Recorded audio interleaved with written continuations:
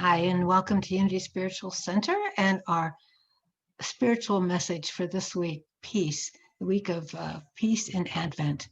We have a very special guest with us this week that you'll meet shortly. She is a ministerial student at Unity Worldwide Ministries, coming to us all the way from Kansas City. Well, to set the tone for the talk, my Grownup Christmas List, which of course the topic on the top of the list is peace. We have a song to kind of set the mood for you. Natalie Cole singing it.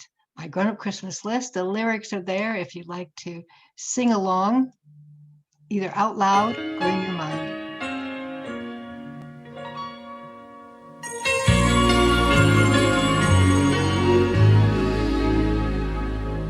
Do you remember me? I sat upon your knee. I wrote to you with childhood fantasies. Well, I'm all grown up now. Can you still help somehow? I'm not a child, but my heart still can dream. So here's my lifelong wish, my grown-up Christmas list. Not for myself, but for a world in need. No more lives torn apart, and wars would never start, and time would heal our hearts. Every man would have a friend, that right would always win, and love would never end.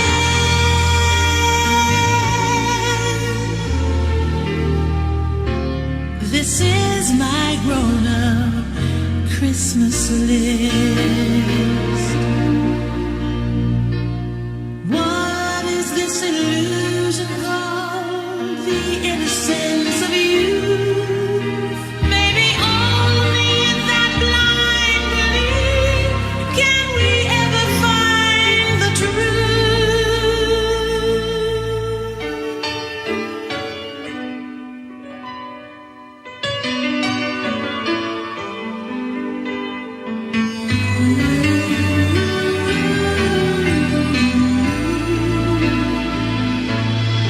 There'd be no more lives torn apart, and wars would never start, and time would heal our hearts.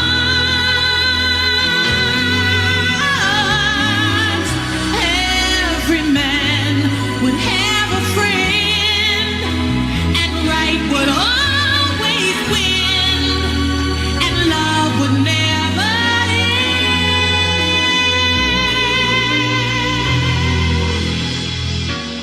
This is my grown-up Christmas list.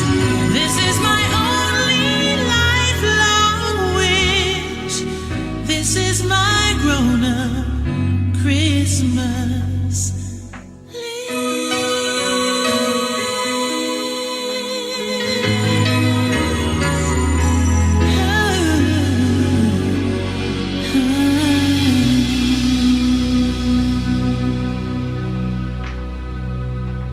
I hope that warmed your heart as it did mine. Just something really close to our heart. And now I'd like to introduce you to Eliasa. I'm saying it wrong. Apologies for that. We'll just get video started here and welcome. So good to see you here. Hi, it's so good to be here with you this morning. I just love the song, My Grown-Up Christmas List, that we just shared. It's one of my favorite holiday songs. And of course, at the top of my grown-up list, Eliasa Sobagol, is peace. And it fits perfectly into what's most commonly celebrated in this week of Advent, the theme of peace. A peace that surpasses all understanding. It makes me think of this movie that I had seen, maybe some of you have too, called Miss Congeniality. And the leading character is Sandra Bullock, and she plays a detective that has worked her way up very with great effort. Well, she gets this case assigned to her, and she has to go undercover and become one of the contestants in a beauty pageant. And so while in this beauty pageant, they always ask that proverbial question near the end. And they're like, what will you do? What do you want to see in the world? How will you make that happen? And most of the contestants before her, they get up and they say, world peace, one right after the other. Well, it comes her turn and she's like, I'm going to say something new and something different. And ultimately with the same purpose. And so she goes into her dialogue and there's all these blank stares and they're just looking at her. And she's looking at the audience. And all of a sudden she realizes, I got to take a pause. She's quiet. She smiles. And she, with her sweet, soft voice, says, world peace. And the audience jumps up and they begin clapping and the applause is gregarious. This is the kind of peace that I'm talking about today. Because when that audience breaks out in applause, it's an example of how it helps us to know our audience, yes, and how that we can find even more compelling reasons to stand in peace because we're listening to those around us. We're listening to their wants and their needs. But we listen by going within. This is the peace that unifies us in our oneness, the peace that has that quality state of being. And it's where we bring this peace forward and we own the divine qualities which move us forward in the indwelling Christ within each of us.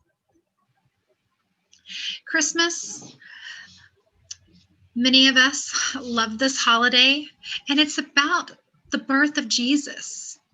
And here in Unity, it is about the preparation of the birth of the Christ consciousness in each of us. So when we go back to talking about sacred scripture, we remember the words from the Hebrew text of Isaiah.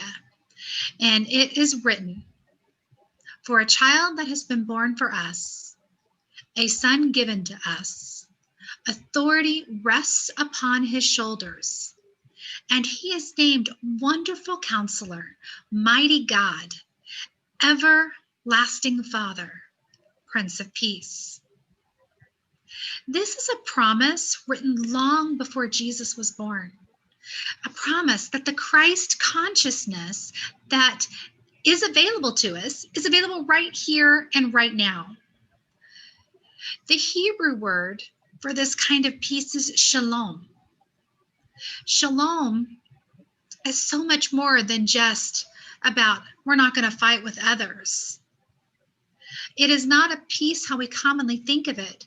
Rather, it is the essence of what we would call the slice of heaven. And in Unity, we know that heaven is that state of mind, that state of being that we all have the ability to be in and to embrace. The Christ consciousness that is found in the development of our inner peace, the core essence of our truth, is a peace that truly does surpass all human understanding.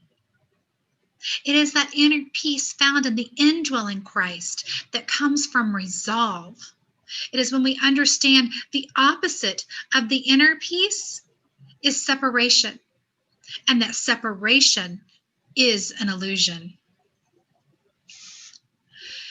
In another sacred text used by the Hindus in the Bhagavad Gita, it is written that the secret of human freedom is to act well without attachments to the results. Think about it. How most of our frustration is in our separation. It is when we are not in control of our vision. It's when we get upset. And we do this as humans. We do it in our own lifetime. We do this decade after decade. In some cases, there's an appearance where history is repeating itself. What if this year, today, we said enough? Let's change history.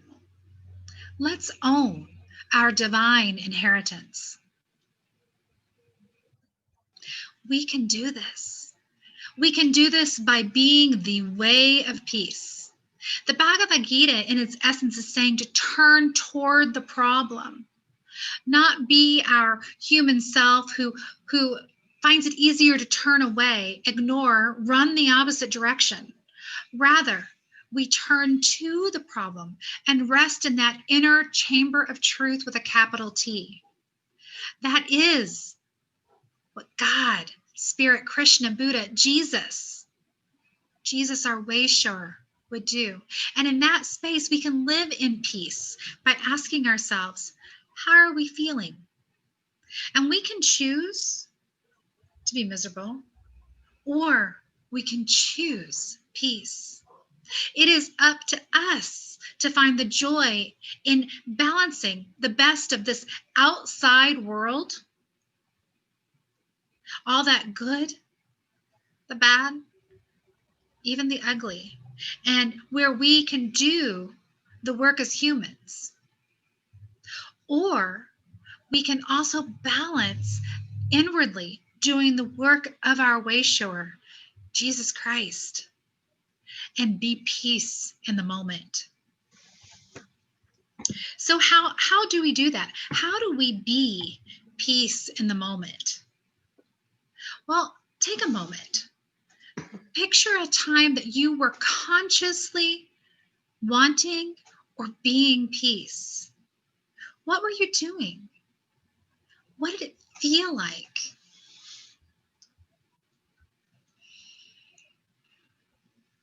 A month ago, I participated in a peace vigil, a silent protest, and we were holding the intention that Black Lives Matter. And I joined with several others as we met at a park.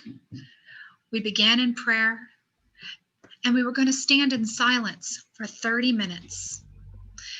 Many of us had signs, and one of the signs read, "Where 2 or 3 are gathered, I am there."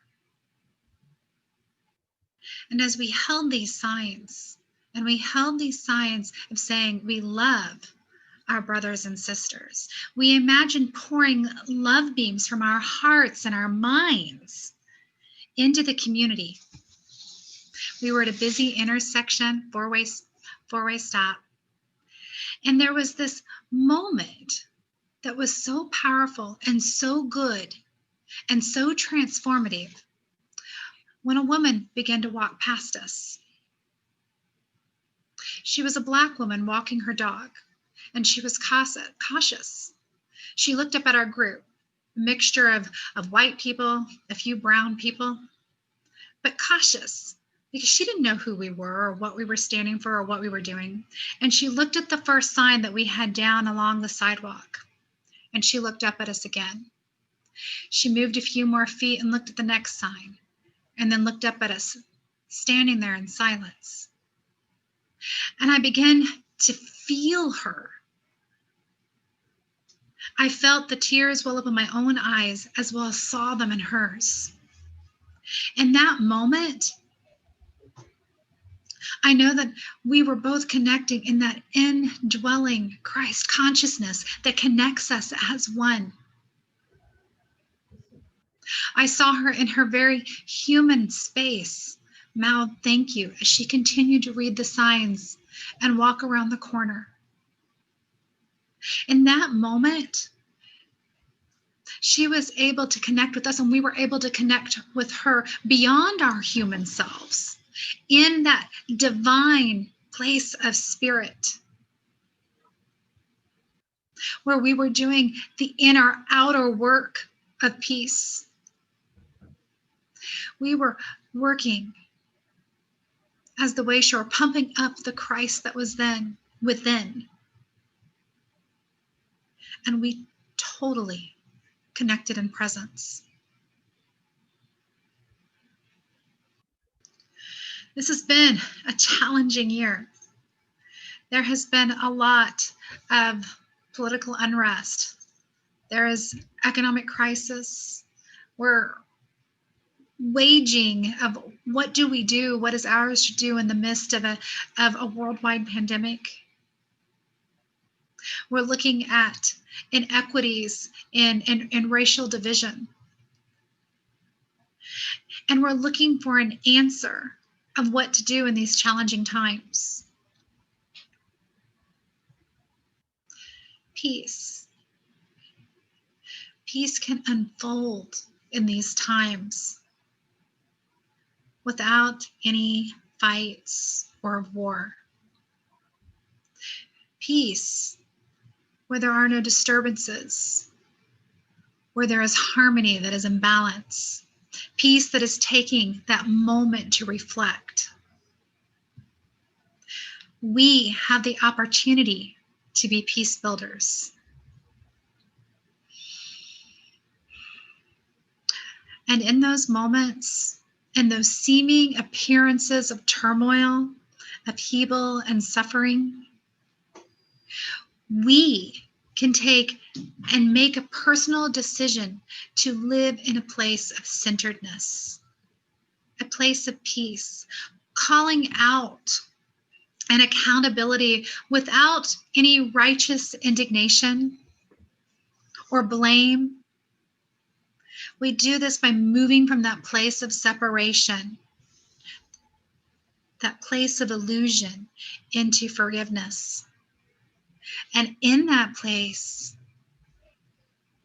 we invite life, that Christ life, to rise up and flow in its freest form. Imagine bringing this peace into every facet of your life. Imagine turning into the problem as the presence of peace. It is here when we turn within, making that outer external change, to make that commitment to, in moment by moment, to be peace within ourselves. And we balance that outer and inner life in alignment with self and that spirit within. There's a lot of power in this. Even when it only happens for a moment, it is life-changing. Think about the Christmas truce of 1914 during World War I. For those of you that don't know, for a glorious moment in time, 24 hours, the war stopped.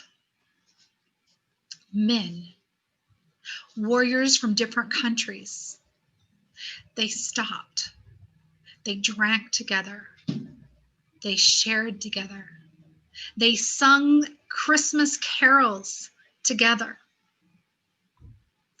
There were countless stories out there of them sharing family pictures, taking buttons off their uniforms and giving them to one another as if a gift. At this time, they were just people on a battlefield. And they were experiencing peace. You might ask, how is this peace? How can this even be everlasting peace? Because the war continued to rage on 24 hours later. But it's in the moment, in that moment of pause, they lived as brothers. They rose up to the truth of their inherent nature. And in that resiliency, each of them, in their very human place, found renewed hope in their spirit selves.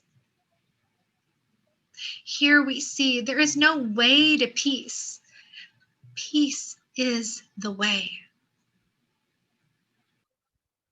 So we move back to that question. What about cultivating peace today? How can we be the prince or princess of peace? How do we fulfill that promise that was written so long ago in Isaiah? We do this by dedicating ourselves to living in the moment by moment. That peace accessing the power within.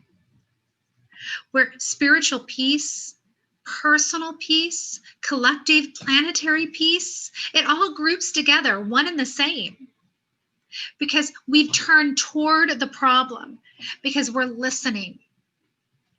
And we're preparing for the stillness, and we're willing to surrender into the silence. Where regardless of what is happening in our external, outer world, we remain peace.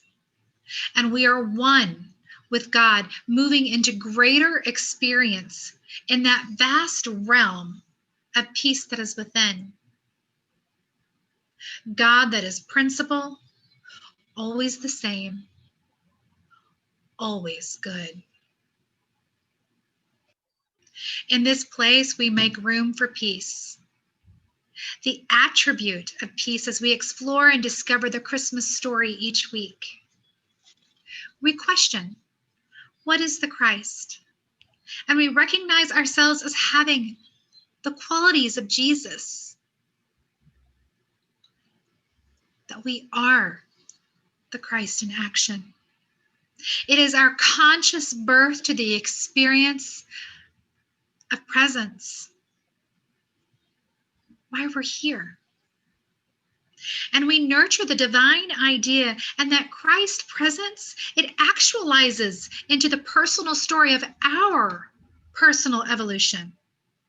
The Prince of Peace, promised in Isaiah, is observed in the Jesus story here today, in the story of you. We are the children born, given to humanity as sons and daughters of peace. And the authority rests on our shoulders of God, as God, not of, as God, as prince and princesses of peace. So yes, my grown-up Christmas list at the very top is peace. I choose peace. I choose to be peace, to live as peace, to be willing to turn within and practice in that inner stillness peace.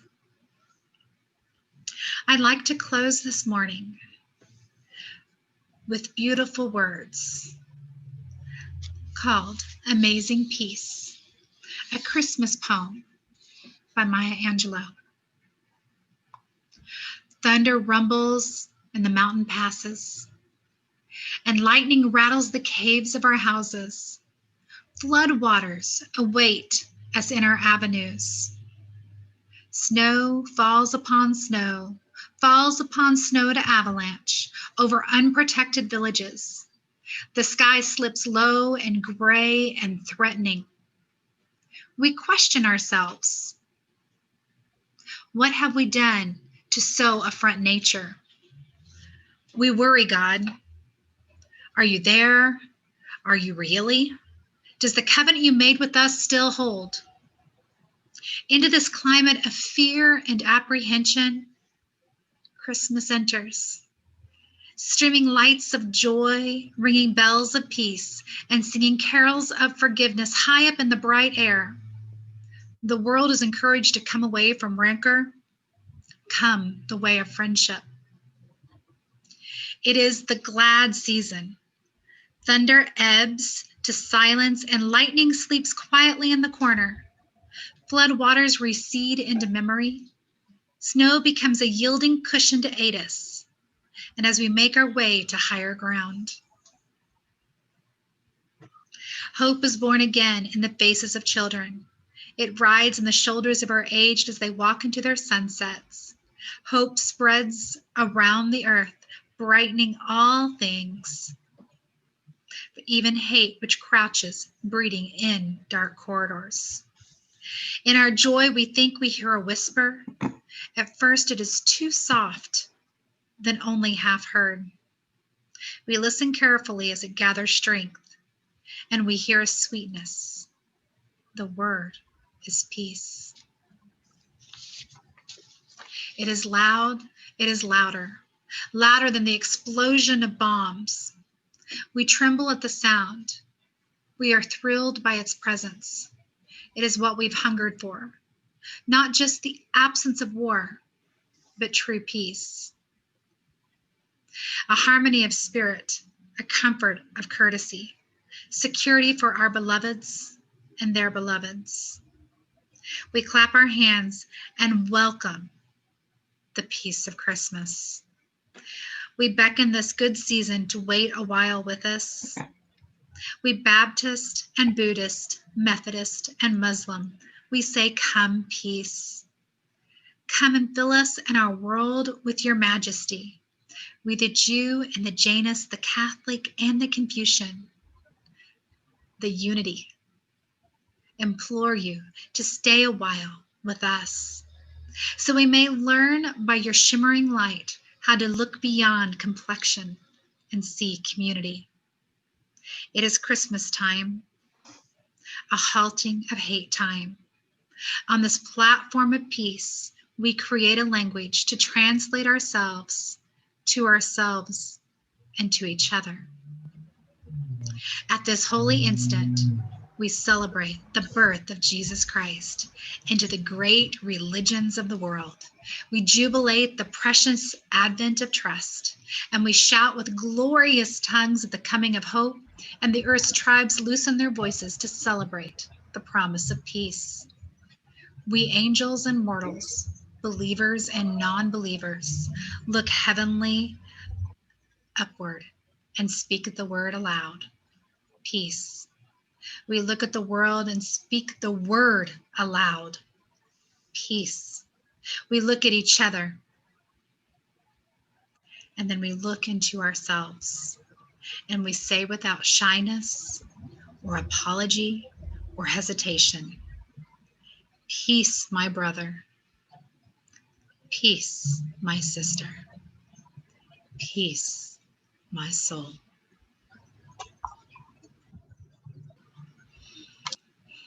Eliasa, thank you so much. We'll be joining you again in a moment for meditation. Right now, though, we're going to take a little moment to join together. On here, just to do our own celebration of peaceful gratitude for all the good that's come into our life. We've had the joy of sharing our gifts with our Congregants' Choice, the Punks with Lunch, Rise that deals with people in recovery, and the Sunrise Movement, Earth Care. And it's just such a joy, all the gratitude for all that is done to support this ministry, and that we in turn just keep flowing it out into the universe to support others during this time. And I know that you too have had wonderful moments, perhaps extremely peaceful moments, a moment of joy that just really stands out in your mind. And just to take a moment to recognize that this is a gift that we have been given in this season, a gift our heart's been given, some of it tangible, some of it intangible. But I think it's so important that we take a moment to really bless the wonderful divine flow that's coming into our life as we affirm together divine love, and we might add peace today through us. Blesses and multiplies all that I am, all that I have, all that I give, and all that I receive. I praise, give thanks, and am glad. So Unity is available to you on demand. You can binge watch all the segments together or watch each of them as time allows for you. And then, of course, if you're watching this on Sunday, we have a live Zoom fellowship. You're welcome to join us on. So knowing that we are a work in progress, that we just need to be patient. God is not done with us yet. I hope you will join us for a wonderful time of meditation with Eliasa.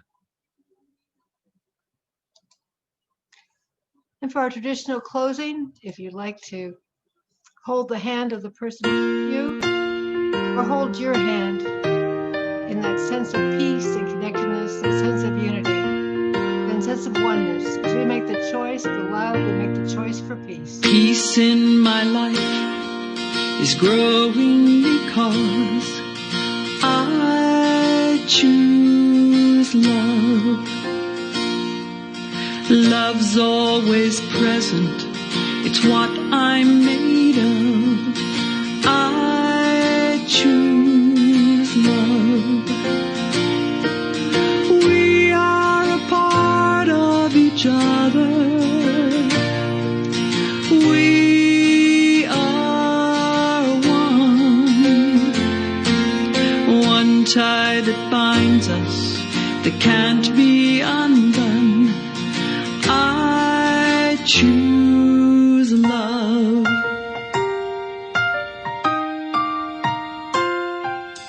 I choose love. Peace in my family is growing.